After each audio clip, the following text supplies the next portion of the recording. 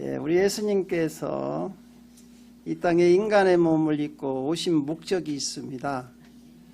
그것은 자기 목숨을 많은 사람들의 대속물로 주기 위해 오셨습니다. 우리 마태복음 20장 28절을 같이 읽어보겠습니다.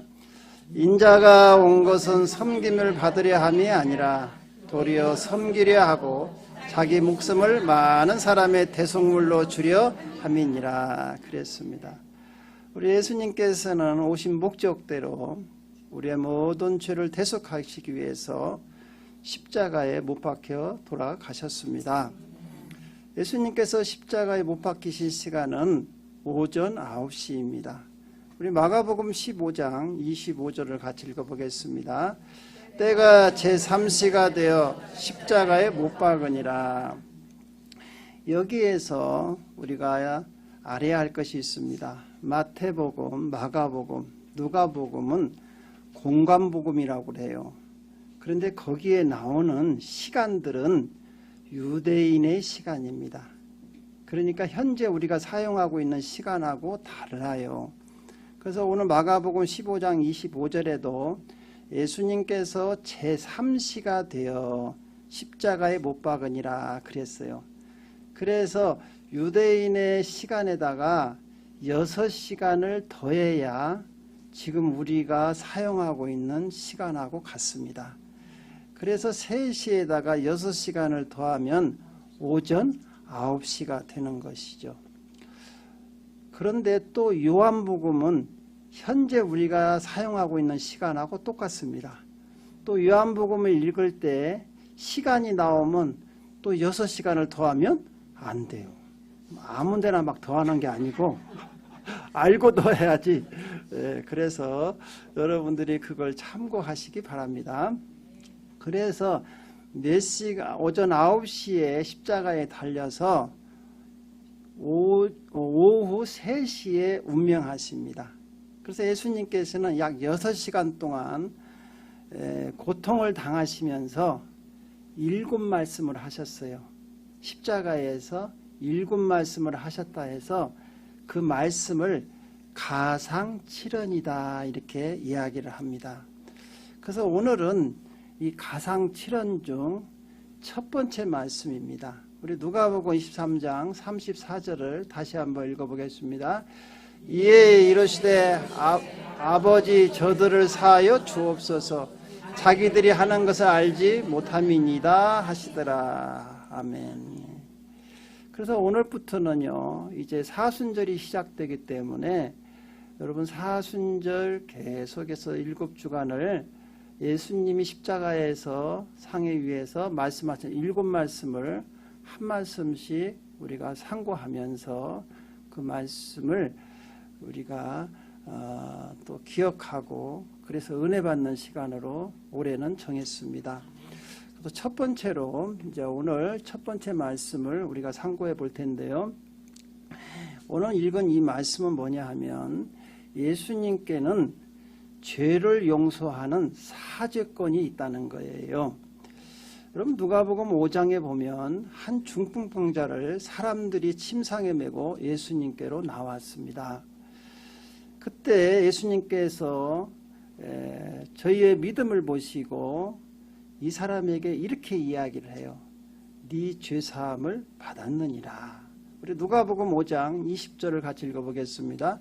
예수께서 그들의 믿음을 보시고 이 사람아 네 죄사함을 받았느니라 하시니 그랬어요.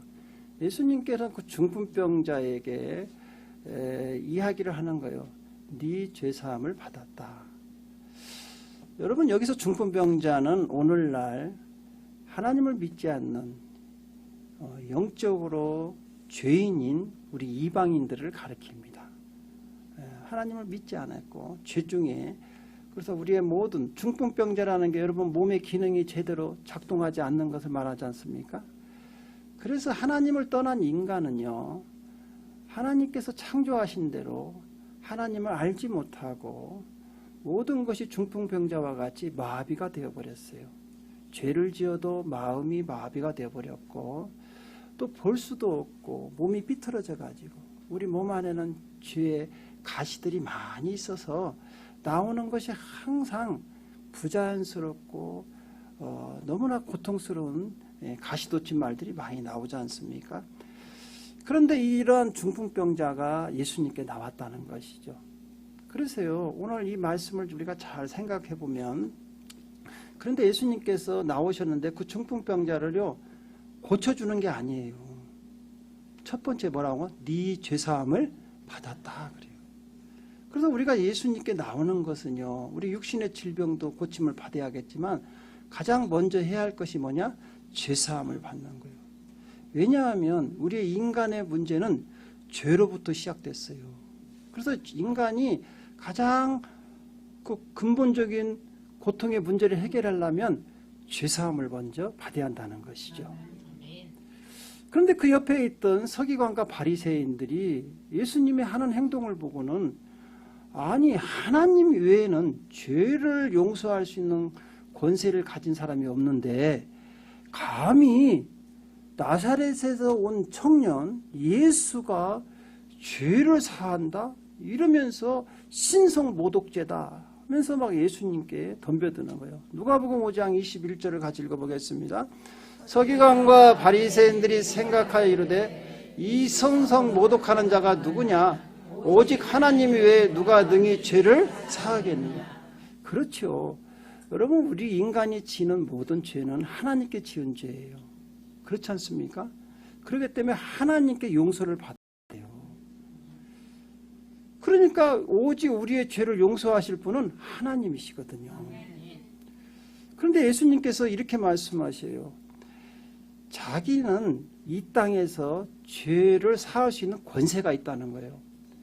왜냐하면 우리 예수님은 하나님이시면서 하나님의 아들이십니다.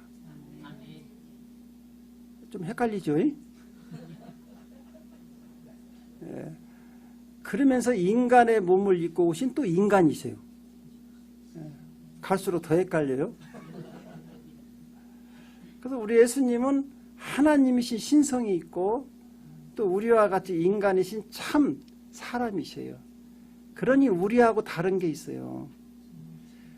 우리하고 똑같은 인간은 인간인데 죄가 없다 그래요. 예수님은 여자의 후손으로 태어났기 때문에.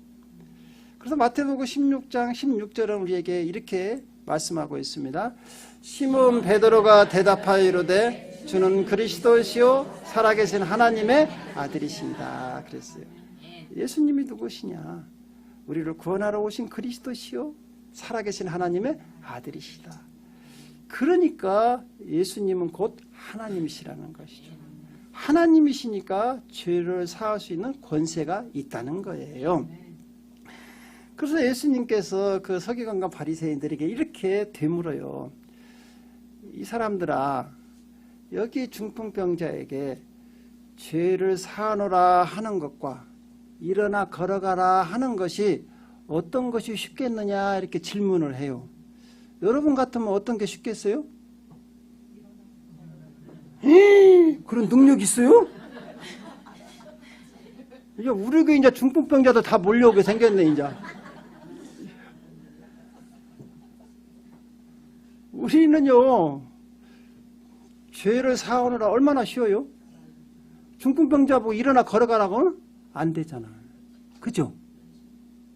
우리 사람은요 죄를 사하라 이런 것은 쉬울 수 있지만 근다고 죄가 사하지는 것은 아니죠. 둘 중에 하나는 우리 인간은 말로는 쉬워요. 그렇죠? 그러나 예수님께서 그럼 물어보는 거예요. 어떤 게 쉽겠느냐? 그러니까 말로는 쉬운데 중풍병자는 뭐 일으킬 수가 없잖아요. 그러니까 예수님께서 너희들 잘 봐라. 내가 이 땅에서 얼마 그 죄를 사하는 있는 권세를 보여주겠다. 그러면서 누가복음 5장 24절에 그 중풍병자에게 이렇게 이야기하는 거예요. 시작. 그러나 인자가 땅에서 죄를 사하는 권세가 있는 줄을 너희로 알게 하리라 하시고 중풍병자에게 말씀하시되 내가 내게 이르노니 일어나 내 침상을 가지고 집으로 가라 하심에 이 중풍병자가 예수님의 말씀을 듣고요 진짜로 일어나 버립니다. 그래갖고 누가복음 5장 25절 26절도 같이 읽어보겠습니다. 그 사람이 그들 앞에서 곧 일어나 그 누웠던 것을 가지고 하나님께 영광을 돌리며 자기 집으로 돌아가니 모든 사람이 놀라 하나님께 영광을 돌리며 심히 두려워하여 이르되 오늘 우리가 놀라운 일을 보았다 하니라. 아멘. 그랬습니다. 여러분, 우리가 예수님께서는요, 우리의 죄를 사할 수 있는 권세가 있는 거예요. 그래서요, 누구든지 예수님께 나와서 자기 죄를 고백하면 다 용서를 받습니다. 우리 요한일서 1장 9절을 같이 읽어보겠습니다. 만일 우리가 우리 죄를 자백하면 그는 밉보시고 의로우사 우리 죄를 사하시며 우리를 모든 불의에서 깨끗하게 하실 것이요. 그랬어요. 예수님께 나와서 여러분 어떠한 죄도 다 우리가 아까 사함의 그 고백의 기도를 들었지 않습니까? 여러분 기도했죠. 여러분 죄를 예수님께 고백하면 다 눈과 같이 희게 다 용서해 주신다는 거예요. 이러한 사죄권이 예수님께 있어요. 그런데요, 오늘날 또 이 사죄권이 자기에게 있다고 큰 소리 치는 사람들이 있어요. 내가 다른 사람을 안 깔라고 하는데 바로 알아야 하기 때문에 여러분들, 인간은 사죄권이 없어요. 이 천주교 신부들은 자기들이 사죄권이 있다고 그래요. 말로는 쉬워요. 그죠? 여러분 죄를 사하노라 그래요. 그렇지 않아요. 죄를 사하시는 분은 누구라고요? 하나님이시죠. 신부가 아무리 죄를 사한다고 한들 용서되는 게 아니에요. 누가 해야 돼요? 그러니까 신부한테 차직하지 말고 예수님께 기도하시기 바랍니다. 괜히 신부님한테 가도 고해상사 해봤자 신부님 머리만 아파. 그렇잖아요. 그분들이 죄 사한다고 해서 사해지는 게 아니에요. 죄는 누구만이 사할 수 있다? 하나님만이 사할 수 있다고 하잖아요. 그래서 여러분들이 성경을 바로 알아야 한다는 거예요. 바로 알아야 한다.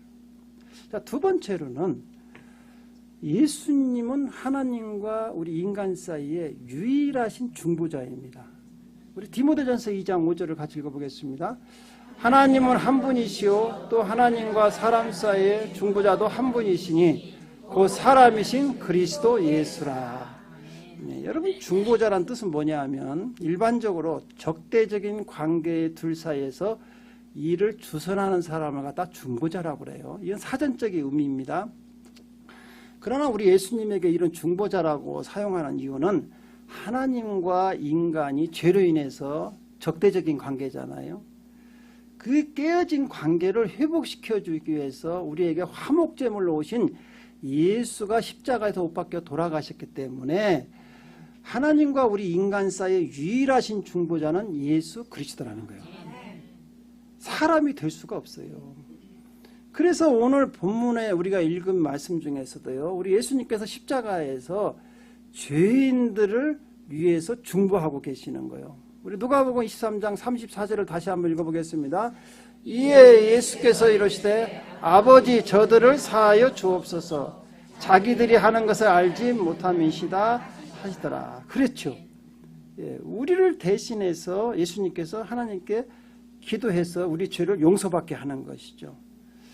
그러면 지금은 우리 예수님이 어디 계시느냐? 하나님 우편에 앉아서 우리를 위해서 계속해서 중보하고 계십니다. 우리 로마서 8장 34절도 읽어보겠습니다. 누가 정죄하려 죽으실 뿐 아니라 다시 살아나신 이는 예수시니 그는 하나님 우편에 계신 자요 우리를 위하여 간구하시는 자신이라 그랬죠. 지금도 살아계셔서 우리를 위해서 간구하신다는 것이죠. 그래서요, 여러분이 혹시라도 죄를 범하면 여러분 예수님께 나오시기 바랍니다. 그럼 예수님께 나오시면 예수님께서 우리를 위해서 하나님께 대신 대언해 주신다는 거예요. 우리 요한일서 2장 1절도 같이 읽어보겠습니다. 나의 자녀들아 내가 이것을 너희에게 쓰면 너희로 죄를 범하지 않게 하려 함이라. 만일 누가 죄를 범하여도 아버지 앞에서 우리에게 대언자가 있으니 곧 의로우신 예수 그리스도시니라 그랬어요.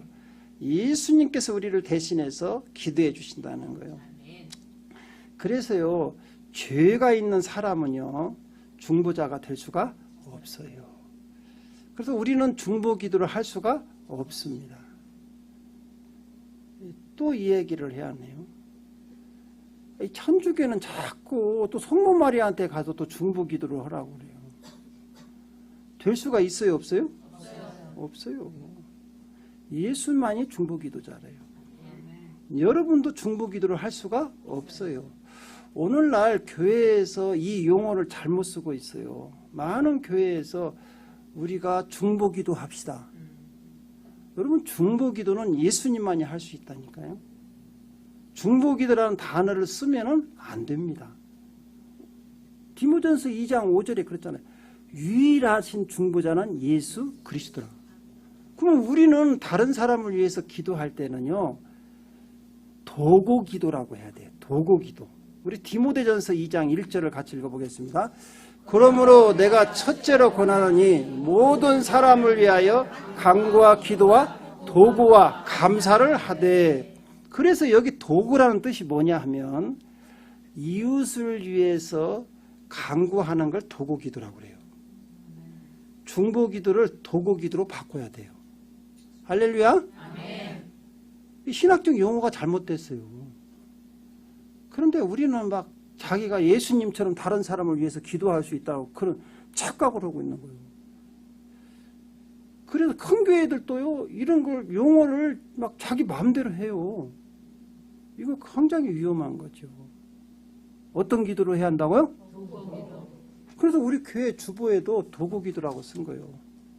또 이걸 보면서 도구기도는 또 뭐다냐. 또 도구기다가 알려줬는데 또 중보기도가 또 옳다고 또 덤벼드는 사람도 있대요. 그냥 무식하면 용감하니까 그냥 내버두세요. 여러분, 이게 보통 쉬운, 지금 우리 우선 넘길 일이 아니에요. 이게 우리 기독교 용어를 바로잡아야 돼요. 그래서 지금 일부 신학자들이 이 용어를 쓰면 안 된다. 그래서 지금 바로 잡고 있어요. 어쨌든 우리 즐거운 제자학교에는 또 유식하니까 많이 배우신 분들이니까 이제는 도구 기도로 하시기 바랍니다. 네. 이제 세 번째로는요, 우리 예수님은 오늘 십자가에 못 박혀 돌아가시면서 그 중요한 고통 가운데서도 첫 번째 기도가 뭐냐? 용서의 기도였어요. 용서를 하다.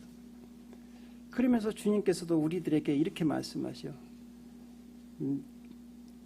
하나님께서 너희들을 용서하신 것 같이 너희도 서로 용서하라 그랬어요. 그래서 골로새서 3장 13절은 이렇게 말씀하십니다. 차이나라 그래요. 자, 골로새서 3장 13절 같이 읽어보겠습니다. 누가 누구에게 불만이 있거든 서로 용납하여 피차 용서하되 주께서 너희를 용서하신 같이 너희도 그러하고 그랬어요. 우리가 주님께 용서받았잖아요. 여러분, 용서받았으니까 여기 와 있는 거예요. 그래서 교회 안에 있는 사람은 용서받은 죄인이야. 교회 밖에 있는 사람은 용서 못 받은 죄인이고 차이가 없어요. 그런데 하나님 앞에서는 우리는 용서받은 죄인이기 때문에 의롭다 인쳐셨어요. 그래서 여러분들은 천국에 들어갈 수 있어요. 그러나 교회 밖에 아직도 예수님을 믿지 않고 모르는 사람들은 죄가 그대로 있기 때문에 천국에 못 들어갑니다. 여러분, 죄가 없으면 천국에 못 들어가요. 아니, 죄가 있으면 천국에 못 들어가요. 그러면 우리가 이 땅에 살면서 용서를 몇 번이나 해야 할까요? 여러분, 용서를 몇 번이나 해야 할까요? 베드로가 이렇게 얘기했어요. 7번 할까요? 7번은 완전 숫자예요. 그러니까 7번 용서한다는 것은 율법에서는 아주 완벽하게 용서를 하지만, 그러니까 예수님께서 그것도 부족하다. 뭐라고 합니까? 70번씩 7번이라도 해라. 우리 마태복음 18장 21절에서 22절을 같이 읽어보겠습니다. 그때 베드로가 나와 이르되 주여, 형제가 내게 죄를 범하면 몇 번이나 용서하여 주리이까? 7번까지 하오리까 예수께서 이르시되 내가 이르노니 7번뿐 아니라 7번을 70번까지라도 할지니라. 그렇지요. 몇 번까지요? 그럼 또 490번이네.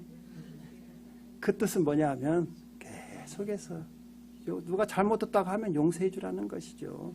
왜냐하면 여러분 우리를 생각해 보십시오. 여러분들도 지금 계속 죄를 지쳐. 눈만 뜨면 지잖아요. 그래서 여러분들 계속 예수님께 잘못했다고 고백하죠. 그럼 예수님이 용서해 줘야 안 해줘요? 마찬가지요. 우리도 지금도 용서를 받고 있어요.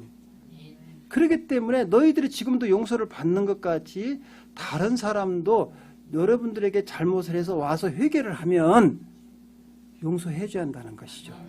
예. 또한 주님께서는 원수를 사랑하고 너희를 핍박하는 자를 위해서 용서의 기도를 하라고 말씀하십니다. 우리 마태복음 5장 44절도 같이 읽어보겠습니다. 나는 너희에게 이르노니 너희 원수를 사랑하며 너희를 박해하는 자를 위하여 기도하라. 그렇죠. 예, 원수를 사랑하고 너희를 핍박하는 자들을 위해서 기도하라. 오늘 예수님께서 첫 번째 말씀도요.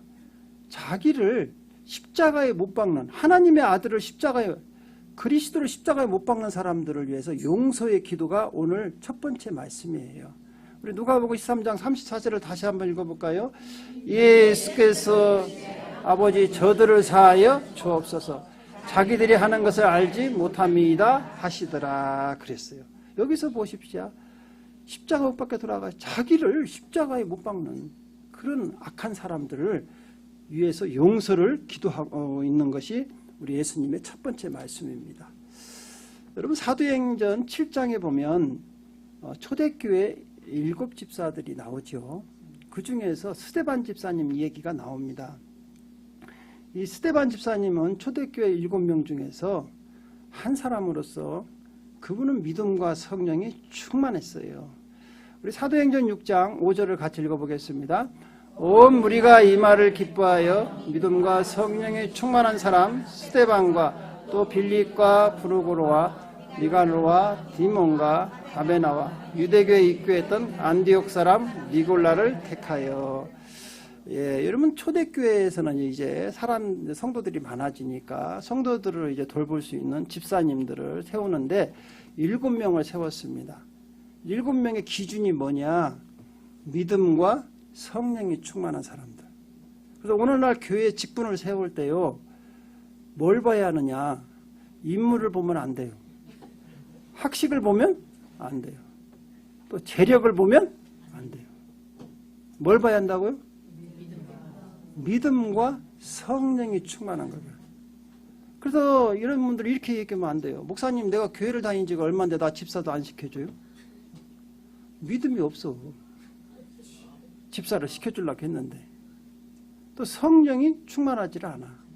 성령을 못 받은 사람도 있어요. 성령을 못 받고 몇십 년을 다니는 사람도 있어요. 그런 사람들을 집사 시켜놓으면요, 자기 생각으로 인본주의로 교회를 행정을 관리해요. 인본주의로. 자기 생각으로. 교회는 누가 세웠죠? 예수님이 세웠잖아. 그러니까 예수님의 뜻을 알고 예수님 뜻대로 교회를 다스리려면 성령이 충만해야 돼요. 성령만이 하나님의 뜻을 온전히 우리에게 알려주시기 때문에. 그리고 또 믿음이 있어야 돼요. 하나님을 믿는 믿음이 있어야 돼요. 그래서 우리 교회도요, 여러분 집사님들을 이렇게 세울 때 다른 거 안 봐요. 우리 교회는 특별히 집사 지원서가 있잖아요. 거기에 다 기록이 되어 있어요. 주일 성수 잘해야 돼요. 주일날 빠지면 그 믿음이 없잖아요. 그거는 자격이 없습니다. 두 번째로는 또 배워야지요. 많이 배워야지요. 세 번째로는요, 성령이 충만해야 돼요. 성령이 충만해야 돼요. 그래야만이 여러분 그런 분을 세워야만이 교회가 초대교회 같이 왕성하게 막 자라나는 거예요. 그런데 그런 분 아니고 그냥 인간관계로 학연, 지연, 동창이니까 뽑아주고 뭐도. 여러분 교회는 사회단체가 아니에요. 그렇기 때문에 여기 초대교회에 우리가 본받아서 믿음과 성령에 충만한 사람들을 뽑아야 돼요. 그런데 이 스데반 집사님이요, 설교가 사도행전 7장에 아주 다 기록됩니다. 기가 막힙니다. 여러분, 집사님이 설교가요, 오늘날 목사님보다 설교 더 잘해요. 이야, 쫙 설교를 합니다. 결론이 뭐냐? 예수가 그리스도다. 결론이 뭐라고요? 예수가 그리스도다. 그러면요, 모든 설교의 결론은 뭐로 나간다? 예수가 그리스도다. 그렇죠. 여러분, 강단에서 설교하는 목사님들의 가장 핵심이 뭐냐? 어떤 말을 해도 예수가 그리스도다. 결론이 그렇게 나야 돼요. 이야, 이 스데반 집사님 기가 막히게 설교를 합니다. 그런데요, 이 설교를 듣는 중에요, 이야, 은혜를 받는 사람이 있는가 하면 또 일을 가는 사람이 있어요. 둘 중에 하나요. 그래갖고 사도행전 2장 37절에는요, 베드로의 설교를 듣고 마음에 찔려 회개하고 은혜를, 성령을 사모한 사람이 있어요. 근데 스데반 집사님의 설교를 듣고는요, 어떤 일이 벌어졌냐? 반대 방향으로. 사도행전 7장 54절을 같이 읽어볼까요? 시작. 그들이 이 말을 듣고 마음에 찔려 그를 향하여 일을 갈거늘. 이야, 설교 듣다가 여러분 일을 간다는 것은 죽으시 나들으라고 한 소리니? 여러분, 그러면 큰일 납니다. 여러분, 지금 목사님 설교 들을 때 이가 갈려요? 아니면 마음이 찔려요? 여러분은 은혜 받으신 분들이요, 혹시 여중에 또 일을 가는 사람인데 정목사 가만히 안 두겠다 이거요. 야, 스데반 집사님 설교 듣다가 그냥 일을 갈면서요, 돌을 들어가지고 스데반 집사님을 쳐서 죽입니다. 야, 여러분 다행이에요. 일을 안 갈아서. 일을 갈았으면 돌 들고 나한테 덤벼들 텐데 지금. 그래도 마음에 찔려서 하나님, 제가 죄인입니다, 이렇게 이제 하니까. 근데 이야, 그런데 이 스데반 집사님이 돌에 맞아서 돌아가시면서요, 돌로 치는 자기들을 위해서 용서의 기도를 합니다. 이야, 우리 사도행전 7장 59절 60절을 같이 읽어보겠습니다. 그들이 돌로 스데반을 치니 스데반이 부르짖어 이르되 주 예수여 내 영혼을 받으시옵소서 하고 무릎을 꿇고 크게 불러 이르되 주여 이 죄를 그들에게 돌리지 마옵소서, 이 말을 하고 자니라 그랬어요. 야, 이 스데반 집사님이 이렇게 다른 사람, 자기를 핍박하는 사람을 위해서 기도할 수 있는, 용서에 기도할 수 있는 그 힘이 어디서 나옵니까? 성령이 충만했다. 성령이 충만한 사람은 하나님의 사랑을 그들에게 부어주십니다. 우리 기독교, 우리 한국의 기독교 역사에서도요, 손양원 목사님 아시죠? 사랑의 원작탄이라고. 그분이 어떻게 그렇게 문둥병 환자들, 한센병자들하고 같이 먹고 자고. 여러분, 나는 그 일기를 읽어보니까 저는 도저히 그게 안 되겠더라고. 왜? 그 피고름이 막 나오잖아요. 살점이 막, 고름이 막 떨어지잖아요. 근데 손양원 목사님은요, 그걸 다 입으로 빨아가지고요, 피고름을 다 핥아주는 거예요. 빨아져가지고 다 산이. 그런 사랑이 어디서 나오냐고죠. 그것은요, 예수님의 사랑이 부어져야만이, 이렇게 스데반 집사님과 같이 또 하나님의 사랑이 부어져야만이 죽으면서도 자기를 위해서 박해하는 사람을 용서하면서 그 사랑을, 우리 예수님께서 오늘 십자가에 못 박혀 돌아가시면서 어때요? 저들을 사하여 주옵소서. 저들이 하는 짓을 알지 못합니다.